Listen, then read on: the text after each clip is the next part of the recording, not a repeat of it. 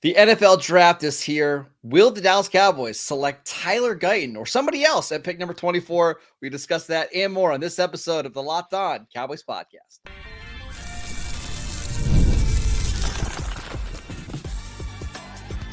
You are Locked On Cowboys, your daily Dallas Cowboys podcast. Part of the Locked On Podcast Network, your team every day. Welcome back to the Locked On Cowboys podcast, part of the Locked On Podcast Network. Thank you for tuning in. We'd like to thank you for making us your first listen of the day. Today's episode is brought to you by Monopoly Go. I admit it, I have a competitive side, and it is a big fan of Monopoly Go, the mobile hit twist on classic Monopoly. So join your friends and download Monopoly Go, now free in the App Store or Google Play. I am your host, Marcus Mosher. You can follow me on Twitter at Marcus_Mosher. Joining me today, as always, is Landon McCool. You can follow him on Twitter at McCoolBCB. Landon, happy draft day. We made it, buddy. Yes, I'm so glad. I mean, it is a holiday. We should all be getting a time off work, except for obviously our locked on duties. Yes. But we'll keep marching towards that sort of national holiday as we get further along. But I'm excited. We're here. This excitement lasts all the way up into the pick, and then we'll see if the excitement lasts through the pick. That's the fun part, right? Yeah. Does the excitement stop at the pick, or does it continue through the night? That'll be the interesting part. I still get so giddy about the draft. I had a hard time sleeping last night. I've been just pacing around my house, doing yard work, watching draft day, getting ready for the draft tonight. Cannot wait. He's not joking, guys. I called him earlier today, and I heard the sound of the lawnmower in the background. I was like, "Are you mowing your lawn?" I was. I had nothing else better to do. Yeah, watched all the tape. The grades are all in. It's all in. Hayes in the barn. Let's do this. All right. Let's talk some draft rumors because inevitably we get a barrage of rumors of the last 24 hours. I want to go through some of these, and I want you to buy or sell these rumors / rumblings. The first one is Tyler Guyton, who we've talked about a lot on this podcast. It seems like he is the favorite to be the pick at number 24. We've seen all of the insiders mock the Cowboys, Tyler Guyton. We've seen Dane Brugler, our guy, mock Tyler Guyton to the Cowboys at 24. Are you buying or selling the idea that he will be the pick at number 24? I'm selling it because I think it certainly is possible, obviously. And I think that, if the board falls a certain way, then yeah, absolutely. He probably will be a pick if they don't have opportunities to trade back, if the other tackles are gone.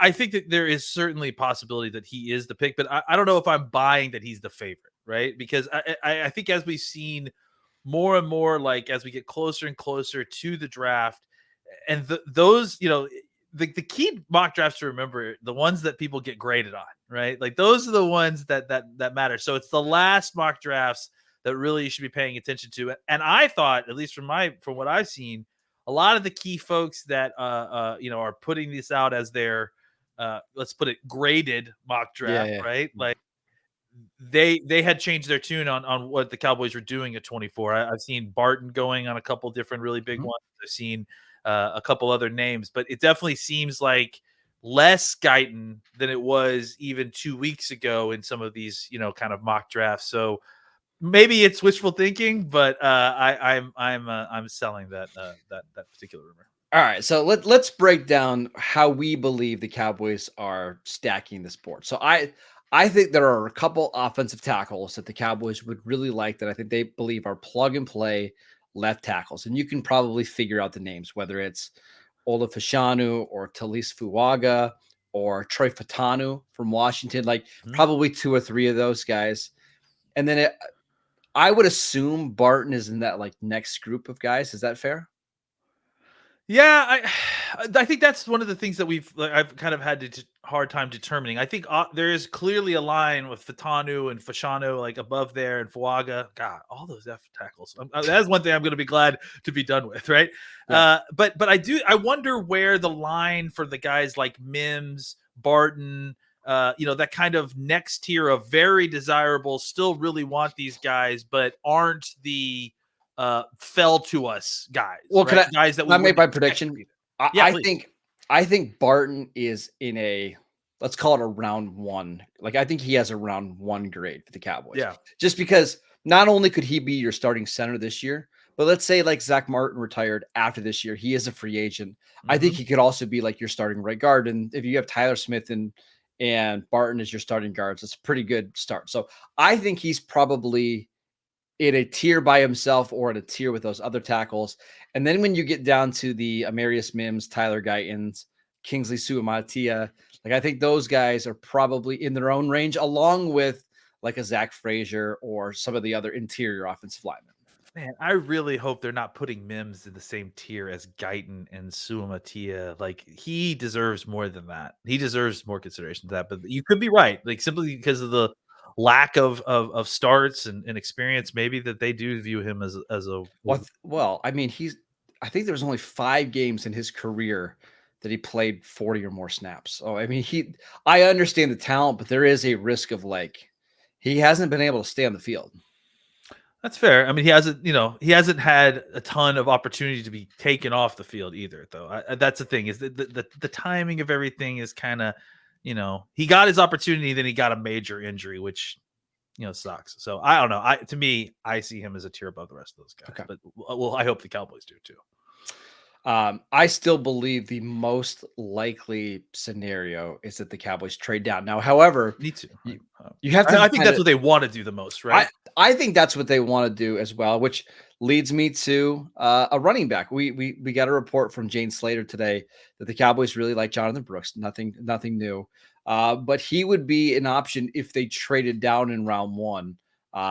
Because they're a little bit worried about some of those teams in the 50s could snipe him. Would it be shocking to you if Jonathan Brooks was the Cowboys' first pick? I'm not saying at 24, but just their first pick. No, I don't think so. I mean, I think you and I talked about it when we looked at Brooks. Like, I think his tape is first round tape, right? Like, and I think if he was a clean injury situation, 24 would be appropriate drafting area for him into the first round, right? Like, I think that's where you would take a first round running back. But with the injury, I think it obviously pushes him down. So does the question becomes like, where do you start to feel comfortable with the return you're going to get on that, right? And so I tend to think that Late the 30s, Cowboys early have a pick 40s, at 56. What'd you say? late In the 30s, 40s? early 40s. Well, if they trade all the way back, right? If they get like a big haul for trading out of the first round, right? I mean, I don't have an issue with them taking him at 40 or 30, I mean, even in the 30s. Like, I think it's Well, as long as you're getting those extra picks as well, I think that you should be okay. sometimes during the draft, you have to piece little reports together to try to get the full picture here. Yeah. We got a report yesterday because Washington has picks. I'm looking at it now, 36 and 40. They want to be really aggressive going up to get a left tackle to pair with whatever quarterback they draft at 2. And it's pretty unlikely at 36 that, like, let's They say can get Tyler him. Guyton or Mims are available. And then in Dane Brugler's mock draft that he put out this morning, he had a note. Watch out for the Washington Commanders coming up to pick 24 to grab the offensive tackle they want.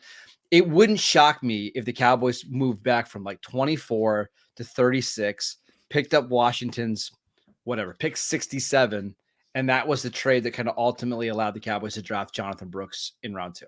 I'll even piece together another string in your chain here. Maybe that's why we kept hearing all about Guyton as the 24th pick. Maybe the Cowboys are trying to bait that hook so that Washington comes up and gets that guy from them instead of instead of having to pick him at 24. Well, there's also some teams at the end of round 1, including Baltimore, San Francisco, and Kansas City, that all need offensive tackles. So it would make a little bit of sense to try to get Washington to jump all those teams. So we'll see. I would be shocked if Jonathan Brooks is their first pick, but I got to admit the content would just be unbelievable. Yeah, the content would be unbelievable. There's no doubt about that. It'd be interesting to see that, really, because I mean, obviously the tackle is a position where the Cowboys have a lot of needs there. So, it's funny that it's that they would potentially trade away from 24 for a team that's coming up for a tackle. But if anything, maybe that shows you kind of the confidence that they may have in some of the young tackles in their roster, or their ability to get somebody a little bit later like Blake Fisher that they feel comfortable with plugging in and rolling like that. So we'll see. All right, let's talk about the idea of taking a linebacker early in the draft, maybe at pick 24. We will get to that next. This episode is brought to you by Monopoly Go. I've been told that I'm a competitive person, and my competitive side absolutely loves Monopoly Go. I'm sure you've heard of it. It's been downloaded over 150 million times. It's a great twist on Monopoly where you play on not just one, but hundreds of Monopoly boards in crazy locations, building up amazing cities that bring you big money. But the best part is messing with my friends. I can charge them rent on my iconic properties just like in classic Monopoly. But now I can also heist their vaults of riches for myself, and the leaderboards show me who the biggest Monopoly tycoon is. But it's not just my competitive side that loves it. You can team up with friends and people all around the world in time tournaments to earn huge rewards. So get in the game and join your friends. Download Monopoly Go now free on the App Store or Google Play. This episode is brought to you by FanDuel. Listen, this is a great time of year if you're a sports fan. We've got the playoffs in the NBA right now and in the NHL. We've got baseball season in full swing, and FanDuel is your place to bet on every game. Right now, new customers can get $150 in bonus bets guaranteed. That's $150 win or lose. Bet on everything from slap shots to home runs to slam dunks, all in an app that is safe, secure, and easy to use. So what are you waiting for? Visit FanDuel.com/lockedon and make your first bet an automatic win with FanDuel, America's #1 sportsbook. Welcome back to the Locked On Cowboys podcast. We want to let you know about Locked On Sports Today. Are you watching Fox Sports or ESPN on your TV all day? Are you having to turn down the volume because of all that shouting? Make the switch to Locked On Sports Today, a free 24/7 sports streaming channel program for you every day to bring you the biggest stories without all that screaming. Locked On Sports Today brings you can't-miss analysis, opinions, and news, streaming 24/7 on YouTube or on the free Amazon Fire TV channels app, part of the Locked On Podcast Network, your team every day. All right, welcome back to the Locked On Cowboys podcast. We are discussing some rumors that have been out there over the last 24 hours, including I just saw one from Brian Broaddus where they were talking about if the Cowboys got wiped on the board, like could the Cowboys take a running back at 24? I don't even want to entertain that one right now. But you of all people must like have been really sick when you read that and not felt good, like a queasy feeling in your stomach. Drafting a running back in the first round already makes me upset, but drafting a hurt one is something that, like, it would go back to like 2003 when Willis McGahee went in round one. It's something else.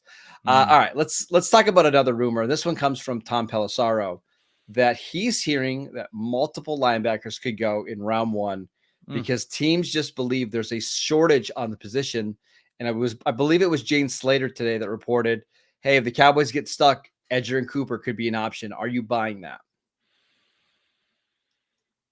No, I don't think I am. I don't think I'm buying that Edan Cooper is a pick at 24. I mean, that just seems extremely rich. Even as linebacker desperate as the Cowboys seem, I just feel like that's maybe would be an option, but I have to feel like that's so low on the list of options that, like, I just imagine there being 4 or 5 other players that we haven't talked about that they would probably draft in that situation over taking a good but not great linebacker at 24. Like, I don't know. That just seems a little bit rich for me. I mean, Cooper in the high second is rich to me. I think Edan Cooper. So I understand. No. Yeah. Well, it's not even just that. I think Wilson. I think all these guys, like, they've been put, like, to me, their grades already have the scarcity value cooked into their grade, right? Like, I mean, that's part of the grade. Like, I think in a normal year, you draft someone like Cooper or Wilson later in the second round or in the third round, right? But because of that, that's why we're even talking about, like, I think this is a case of being counted twice, in my opinion, right? Like, I think the scarcity is already baked into this. So if the Cowboys took Cooper at 24, I mean, I would be very interested to see who was left on the board at that time and the reasoning of why they didn't take those guys. Would you rather? Okay, let's put your feet to the fire a little bit. Would you rather the Cowboys pick Tyler Guyton at 24 or Edan Cooper at 24? Tyler Guyton, without a doubt. Okay. Without a doubt. Because here's our thing. Like we are all talking about Guyton is I don't know, no. But Tyler Guyton is still a offensive tackle that I think could start in the league that may take a while to kind of get where he's going, and he may not have as high a ceiling as you want. But even if he just becomes like a mid-second round tackle that we drafted at 24, It's valuable. Yeah. that's more valuable than a third round linebacker we drafted at 24. So yeah, I would definitely take Guyton over Cooper. Okay, let's. How about this one? Jonathan Brooks or Trey Benson. I don't care. Pick a running back at 24 or Edan Cooper / Junior Colson. Brooks over Cooper. You just have a Absolutely. higher grade on because Brooks is a better player than Cooper is. Yeah, like I mean, and I understand that Brooks is injured, but I think he, I would still take Brooks at that point because I view Brooks as a first round talent. I don't view Cooper as a first round talent. I don't view Cooper as a high second round talent. I view him as a low second, borderline third round talent that is being pushed up because of position scarcity in this draft. So yeah, I don't even want to think about those two options, to be honest with you. I know. I mean, listen, we shouldn't be having to make these decisions between the two least valuable positions to take in the first round, right? Like that should be the argument, right? There should be 12 other tackles taken with lower grades before we even consider taking, I don't know, Edan Cooper. I don't know. I think we talk about draft sequencing a lot, and this is the bad part of draft sequencing when you're just taking a lesser player at a lesser position. There's just not a lot of linebackers in this class. And even if you really like Trevin Wallace and you like Peyton Wilson, despite his injury history, there's only 4 or 5 linebackers in this class that I feel good about being like top 4 round picks. And maybe you feel a little bit like, hey, those guys aren't going to get to us at 56 if we just don't have any other linebackers on the board that are starting caliber linebackers. I understand the thought process. I still wouldn't love the pick. No, it'd be a terrible pick. I mean, that's just the way. Honestly, if they took Cooper at 24, they have some explaining to do, to say the least. I mean, it wouldn't. Well, especially when you think about we've been talking about retooling this roster and resetting. Like, you don't do that by taking a linebacker early. Like, you take a linebacker at 24 if you feel like that's the last piece of your defense that you need to fill before you make a run to the Super Bowl. Not, hey, we're going to be doing a full rebuild with a rookie quarterback in 2025 or 2026. Like, if you take a overrated linebacker at 24, then go ahead and just fire the analytics department as your next step, right? Like, I mean, this is like really seriously, like you're reaching at a position of need for a player that isn't even worth the pick that you're at, right? Like, don't do that, Cowboys. Like if they do that, or they take a running back early, it's gonna be very interesting. The show is gonna be very interesting. Well, sure. Very much so. I do want to ask you about Zach Frazier because we've heard some rumblings that the Cowboys like Frazier maybe better than Jackson Powers Johnson. I believe Dane Brugler had a tweet yesterday that the Cowboys like JPJ, but just not at 24. What are your thoughts on Frazier maybe going ahead and maybe the Cowboys prioritizing him over JPJ? Yeah, I'm not shocked because I think we've all kind of heard the whispers that there's a potential injury situation. I don't know if it's like a long-term thing, but I feels like it's enough that it has bumped JPJ down on some boards, right? Like it's not quite take him off the board. It's more just like knock his grade a little bit, right? Because you may lose an off season or, depending on what the nature of the injury is. Right. And everything we've heard about Frazier is obviously he's coming off of an injury at a rate that's shocking to say the least. Right. And then all the kind of just intangible stuff that's come out, right? Just like how hard he's worked to come back from the injury. Obviously, as we've mentioned many times, the nature of what happened with the injury and the fact that he was able to stay on the field to kind of help his team finish the game before coming off the field.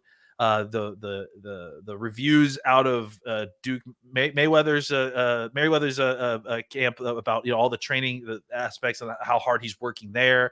I think was it Dane that said that he went to go to OL training and he saw Zach running full sprint like before the combine on a sprint. Yeah, so like that's pretty impressive, right? Timeline for recovering from a broken leg. And I think you've also now heard that Zach, obviously working with Zach Martin at Duke's camp, and just getting to know him and gets Zach Martin's stamp of approval, which obviously goes a long way. I think look, Zach Frazier is obviously a huge part of why this center class is considered to be one of the best in the last decade plus. I think he's a really great looking player, obviously, as we've seen, and I'm not shocked that he's being kind of bandied about here, because I think he will be available. I think he's worthy of the 24th pick if he's available, and the Cowboys think he's the best guy there. I want to mention two other sleeper names for the Cowboys at pick 24 that have been brought up by some pretty seasoned beat reporters. We will get to that next. This episode is brought to you by LinkedIn. When you're hiring for your small business, you want to have as many quality professionals around that are right for the role. That's why you have to check out LinkedIn Jobs. LinkedIn Jobs has the tools to help you find the right professionals for your team faster and for free. LinkedIn isn't just another job board. LinkedIn helps you hire professionals that you can't find anywhere else, even those who aren't actively searching for a new job, but might be open to a perfect role. In any given month, over 70% of LinkedIn users don't visit other leading job sites. So if you're not looking on LinkedIn, you're looking in the wrong place. Post your job for free at linkedin.com/LockedOnNFL. That is linkedin.com/LockedOnNFL to post your job for free. Terms and conditions apply. Welcome back to the Locked On Cowboys podcast. We are buying and selling some Cowboy rumors. This one comes from Todd Archer, who is one of the more respected Cowboy beat reporters. He mentioned Darius Robinson, the defensive lineman from Mizzou, as a possible sleeper if the Cowboys get wiped out at 24. What are your thoughts? It's funny. I was just telling you before this that I was seeing his name pop up, and I've been trying to kind of think about several of these years where we've been talking about names, and then suddenly at the very last minute we heard names, and it all changed, right? And suddenly that's who we're drafting, and that's the guy, right? And who could that be this year? The guy that we just didn't talk about very much, or that could be eligible, that's going to be there. And Darius Robinson kind of fits that little, triangle of things, right? Like, he is not a guy that we've talked about a ton. He is a guy that's at a position of some need, right? We've talked about how pass rusher is a sneaky position of need. And he's a guy that I think is worthy of the spot. What we saw at Senior Bowl, he was a dominant player. Yeah. I think he's, an interesting player, body type we've talked about, right? Kind of a much bigger defensive end on the outside. I compared his game similar to DeMarcus Lawrence. Obviously, he's a bigger player, but I think if you're trying to compare him to especially Cowboys, he is going to be a guy that I think can really play the run well with those long arms and the strength and the power on the outside to hold the edge. But then if you need him to, he can reduce down inside, rush the passer as an under tackle if you need. I really like Darius Robinson. You hear his name as a guy that is definitely going to find a way to sneak into the back end of the first round, along with 27 other guys that you hear that same stuff about. But he is definitely one of these guys that you've heard about. You've heard this. This isn't Johnny come lately in the first round. We've been hearing that Robinson was worthy of this pick for a while now. So I wouldn't be totally shocked again because of the kind of sneaky need of defensive end for the Cowboys. But it would be interesting to see that pick based on who else was on the board at the time that he got picked. I would be a big fan of Darius Robinson. I think he's the type of player the Cowboys have needed on the defensive line a little bit. He can play multiple spots. He's really, really long. 6'5", 285, 10.5-inch hands. Sorry, 10 and 3/4-inch hands. Big hands. 84.5-inch wingspan. I mean, he is huge. Now, what he's not is an elite athlete. He ran a 4.95 with a 7.8, 7.3 cone. But that's not really his game. He wants to beat your tackles up, right? Like, he wants to get into a fist fight with your tackles and just create havoc at the line of scrimmage. And frankly, you probably need one of those guys if you're going to have a Micah Parsons, who is a speed rusher, who's going to get to the outside. You want these guys that are going to be able to get physical, that won't get knocked backwards. I'm a big, big fan of Darius Robinson, and I know the Cowboys have offensive line needs. I get it. But if you just want to take a really, really good player at 24 that can play right away, I'm fine with Darius Robinson. I'm all in. Yeah, I mean, certainly. Bad phrase. I got to remember to get this all in Oh phrase. yeah, all in means that you don't want him. I think. Yeah, no, I think it makes some sense. I mean, certainly isn't going to be a guy that I'm going to be mad about if they get picked. He's just not a guy that we've kind of we've been trying to read tea leaves on based on need and that sort of thing. And again, Robinson does make some sense. It certainly isn't like a pin throw or an anger situation. It's more just we felt like some of these other positions were where they were targeting more. But like if they did a lot of work on Darius Robinson and had been trying to kind of hide their excitement over the player, I wouldn't be shocked. I wouldn't be upset, and I certainly wouldn't say that they were reaching. I think he's worthy of the pick there. I would also, I think I'd be a big fan of the pick because I think he can develop into being someone that could really, really help your team, especially, a little bit this year, as he's kind of part of a rotation as a defensive end, but then especially once DeMarcus Lawrence retires, he can kind of naturally take over that spot and we can just continue to move forward.